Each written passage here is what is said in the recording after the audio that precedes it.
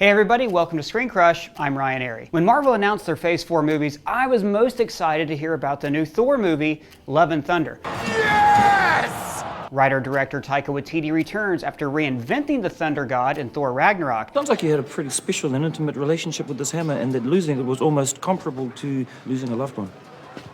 It's a nice way of putting it. And he dropped a few plot details about the film at the panel. The biggest bombshell was this: Natalie Portman will be returning as the female Thor in the MCU. So we're going to explain what that means, the comic it's based on, and offer my theory on how Jane can wield a hammer so thoroughly broken.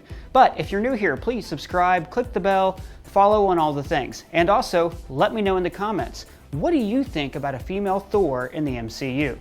Oh, Ryan, you're just asking for trouble. Taika Waititi famously said that he didn't read any Thor comics before writing Ragnarok. Here's the thing about me, guys. I did not really do my research.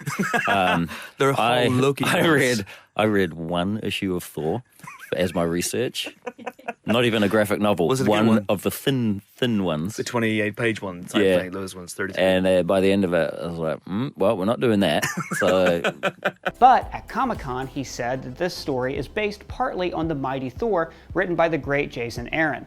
Aaron's run has been ongoing for almost 100 issues, so I'm not going to summarize the whole thing. But the crucial thing to know is that for a time, Thor becomes unworthy to wield Mjolnir, and he goes off on a kind of spirit quest to find himself. This is actually a lot like the version of Thor we saw in Endgame, a former god obsessed with his own failure with no self-confidence. He was just standing there. An idiot with an axe. In the comics, Jane is the one who lifts the hammer to become the new Mighty Thor. But what should have been an awesome moment for her was tinged with tragedy. Jane was suffering from breast cancer, and becoming Thor purged all the radiation from her chemotherapy treatments. So, being the god of thunder was slowly killing her. This is a creative spin on Jack Kirby and Stan Lee's original Thor, where he was secretly a disabled man named Donald Blake in real life. So, does that mean that Jane will have cancer in Love and Thunder? Maybe, but I got another theory. The last time we saw Jane, she was tongue wrestling with Thor. Then we heard she was... There's even talk of Jane getting a Nobel Prize. Then she was quickly dismissed from the MCU in Ragnarok. Sorry to hear that Jane dumped you. So where has Jane been? Well, what if instead of having cancer, Jane is suffering from the residual effects of the ether possessing her body? Earthly science can't help her, so she has to seek out the help of Asgardian science, which conveniently is now located in Norway, right here on Earth. Meanwhile, Asgard would be having troubles of their own. They would face the galaxy's most terrible menace, zoning regulations. But no, seriously. A major villain in Aaron's Thor run is the Roxxon Corporation, who basically want to strip Earth of everything valuable and then leave for space. They're led by Dario Agger, a businessman who also turns into a Minotaur. The reason I think we'll see Roxxon and Minotaur Man is because this is the kind of whacked out stuff that would attract Taika Waititi. Let's say New Asgard was built on land that was owned by Roxxon, and they're trying to lay a legal claim to that area and seize all of the Asgardian technology. I mean, sure, the Asgardians could physically stop them, but legally their hands would be tied. The idea of an evil corporation wanting to strip the land of resources and relocating the city of refugees would definitely appeal to the Maori filmmaker's sensibility. After all, Ragnarok's central theme was that colonial empires are built on greed, bloodshed, and exploitation. And Thor's final lesson, Asgard is not a place. It's a people. is an indictment of nationalism. Plus, Roxxon already exists in the MCU. Their logo appeared in Iron Man 1 and 2, Freeform's Cloak and Dagger show, and Peggy Carter had a run-in with them on the ABC series Agent Carter. Anyways, so Jane's in Asgard getting her treatment. Asgard is in trouble. So how does she get Mjolnir? Well, how about this? When Hela broke Mjolnir, what if the pieces never moved from that spot? If only the worthy can lift the hammer, maybe that also applies to pieces of the hammer as well. Then, just supposing New Asgard was built around the remains of the weapon. After all, this is the exact spot where Odin said, Asgard is not a place. Never was. This could be Asgard. so now, in Asgard's hour of need, the hammer reassembles itself. But no one can lift it except Jane. So what makes Jane worthy? Well, first of all, the hammer could call out to her.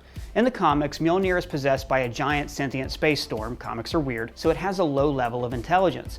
The hammer could choose Jane because, unlike the other Asgardians, she's not super strong and powerful. Like Dr. Erskine says, But a weak man knows the value of strength and knows compassion. Also, Jane has already had an infinite cosmic entity living inside her body.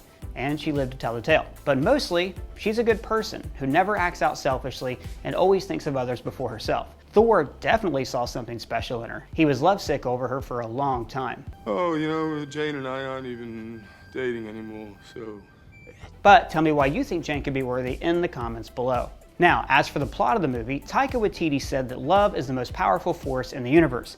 And from what we saw in Endgame, Thor never really got over Jane. And also, all of Thor's closest Asgardian friends are dead, except Lady Sif, played by Jamie Alexander. Lady Sif was inseparable from Thor and the Warriors 3 in the first 2 Thor films, and also had a couple guest spots on Agents of S.H.I.E.L.D. But she wasn't in Ragnarok because actress Jamie Alexander had scheduling conflicts with her new show Blind Spot. But Blind Spot is in its final season, which is just 13 episodes, clearing her schedule to appear in Love and Thunder. Thor: The Dark World hinted at a love triangle between her, Thor, and Jane. But all of that was forgotten by the laser guns and squishy space food coloring stuff. So maybe the title Love and Thunder refers not only to Thor's love for Jane, but also Lady Sif's love for Thor. Now there are other theories, like that the multiverse is involved to get Jane the hammer, but I hope not. If the MCU keeps using alternate versions of characters from other realities, then pretty soon they'll be bringing people back from the dead and the universe will lose any real stakes.